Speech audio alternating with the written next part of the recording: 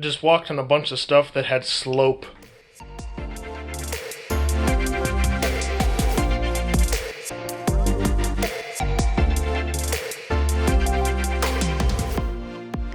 So today we're going to be talking about slope, what it is, and how we can find it. Now, the first thing you need to understand is that slope in the most basic sense is the steepness of a line. It's the horizontalness versus the verticalness of that line. And we can find this a couple different ways. The first way would be, and the easiest way, would be that they give it to you, but that happens more in physics and other higher maths. Second way is that they can give you an equation, and you have to pick it out from that, which we're going to be talking about in a later video. Last way is they can give you 2 points, and then you have to find the slope given those 2 points. And we would do that using something like this. This is the slope formula. It's m equals y2 minus y1 divided by x2 minus x1. Now the first question you probably have is, well, what does m mean? M is the variable that we use to represent slope, and it will stay that way for forever. Next we have y2 minus y1 divided by x2 minus x1. Now, you're going to be given 2 different points, and you're going to have to label one of those points 1 and one of those points 2.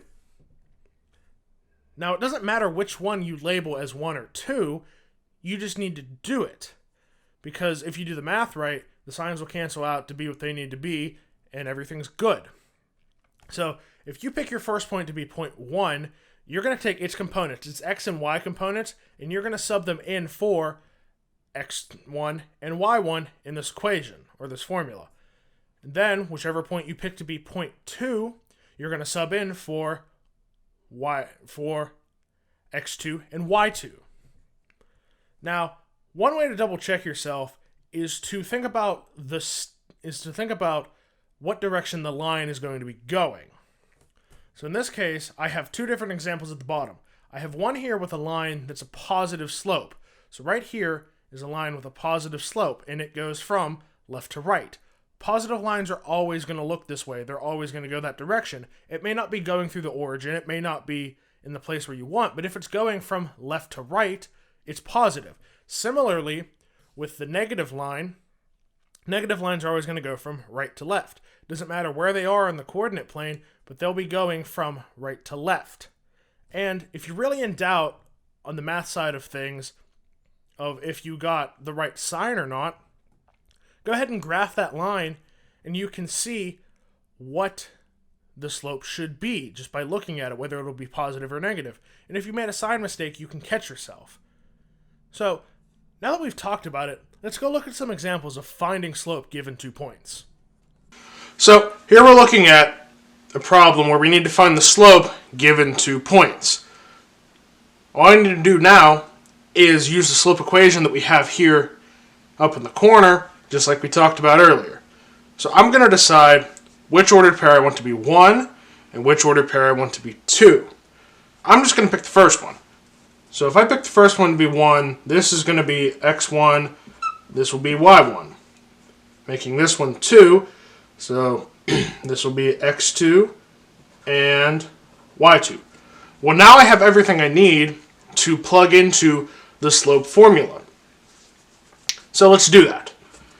When I do that, I see I need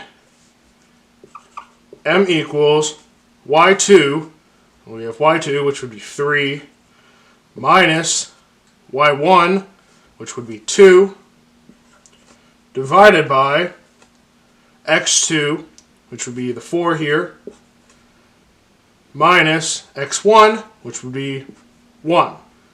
So now I can take this and simplify it. 3 minus 2 would be 1. And then 4 minus 3, or 4 minus 1 would be 3. That means that the slope of the line that contains these points is 1/3. Now, let's take a step back and think about what we just did. We were given 2 points, and we labeled them point 1, point 2, and we labeled their components. And then we just took those points and plugged them into the slope formula. When we did that, we ended up with 3 minus 2 over or divided by 4 minus 1, and we got a final answer of 1/3. Let me just remind you that it doesn't matter which point you pick to be 0.1 and which one you pick to be 0.2. If I were to work out this problem with this being my x1 and y1, this being my x2 and y2, I would get the same thing. So let's do that for a second. If we change these to be the opposite ones, so this will be 2's now, and this will be the 1's now, I'll get the same thing. So let's follow the formula again. We have y2, so we still have m equals y2, which would be 2, minus y1, which is now 3, divided by x2, which is 1, minus x1, which is 4. When I do that, 2 minus 3 is -1, and 1 minus 4 is -3. Since we have a negative on both sides of the fraction, we can cancel them out, which gets us, again, 1/3.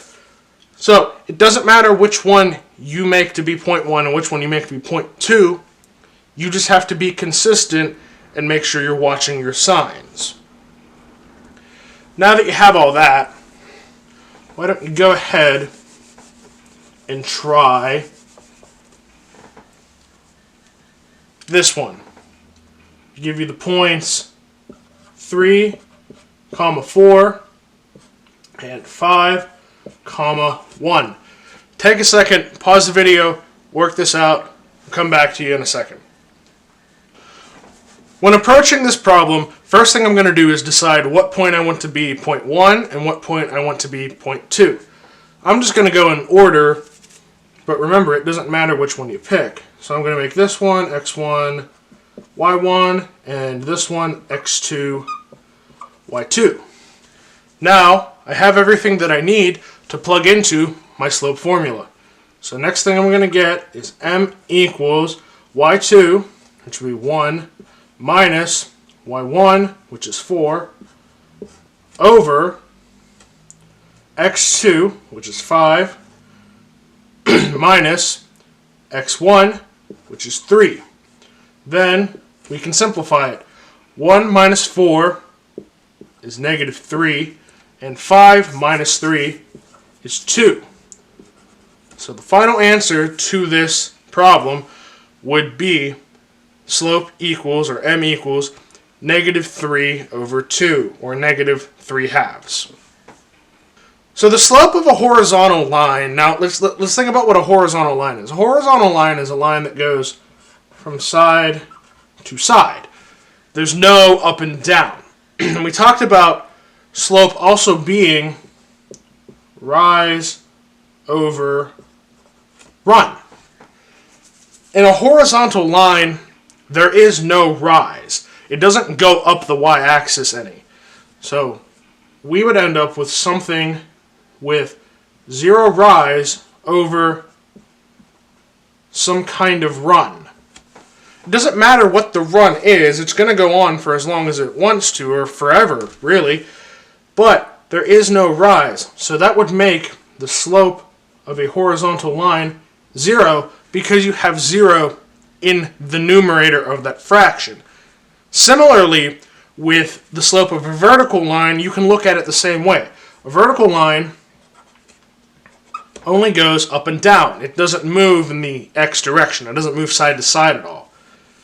So if we look at rise over run again, there's a lot of rise. There's as much rise as you want. So we're just going to write rise there. But is there any run? Is there any side to side or x movement? No, there isn't. So that would put a 0 in the denominator of that fraction, meaning that you're dividing something by 0. Well, you can't do that, which is why the slope of a vertical line is always undefined. Because when you're making the fraction for it, you end up dividing by 0, and you can't do that. Whenever you divide by 0, you end up with something undefined. So that's the reason why the slope of a horizontal line is 0 and the slope of a vertical line is undefined. So before we go on for today, let's talk about what we actually did today. We talked about slope, what it is, and how we can find it. Slope in the most basic sense is just the steepness of a line, and we found it given 2 points. How we did that was using the slope formula. We got the good old m equals y2 minus y1 divided by x2 minus x1, and we plugged our points in there.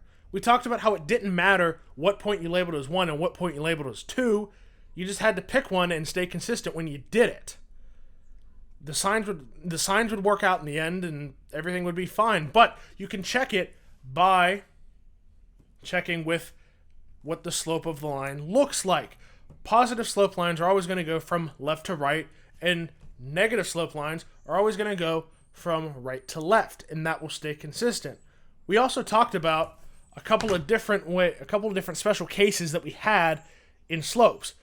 Namely, how a vertical line has an undefined slope because it has a 0 in the denominator, and how the horizontal line has a slope of 0 because the 0 is in the numerator. Next time, we're going to talk about writing equations from word problems and how the slope is just a little bit more than only the steepness of a line. Anyways, you've been the students, I've been the teacher. Thanks so much for watching. I'll see you all later.